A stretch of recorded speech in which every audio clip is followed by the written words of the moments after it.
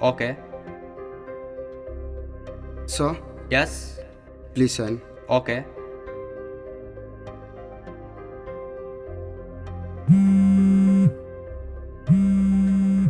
Excuse me, sir. Yeah.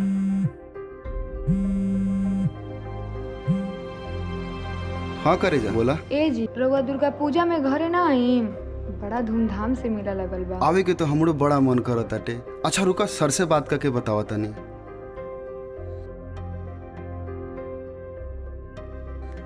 Sir, Yes.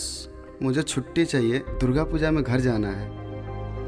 You know, Niket, you are one of the best employee in my company. So sorry for that. Okay, thank you.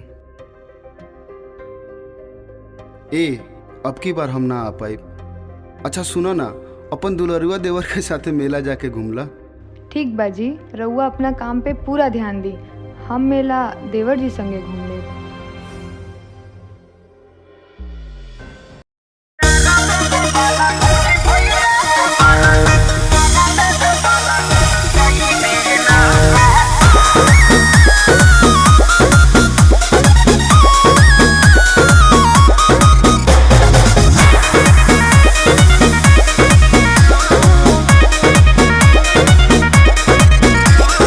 हर जिला देखना होता पुजारी, हर पंडाल में तोरा गइली माई। अरे हर जिला देखना होता पुजारी, हर पंडाल में तोरा गइली माई। तो बोल देवना तू हमके घुमोई देना, घुमोई देना। अच्छा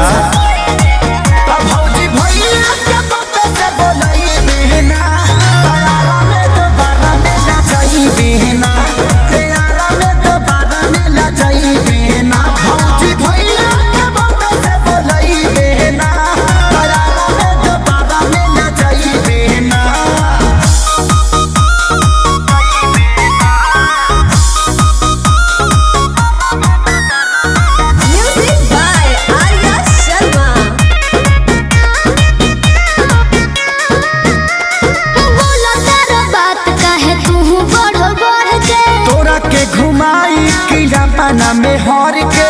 अच्छा अरे चलो नहीं यारा तो छपरे घुमाई दो, अपना मरब से पेटीएम करवाई दो। अपना आदत से बाज तू होई बहना, होई बहना। अब भौजी भैया के पप्पे से बोलाई बहना, तैयारा में दोबारा में ना जाई बहना, तैयारा में दोबारा में ना जाई बहना। भौजी भैया के पप्पे से बोलाई बहना, तैयारा में दोबारा में ना जाई बहना।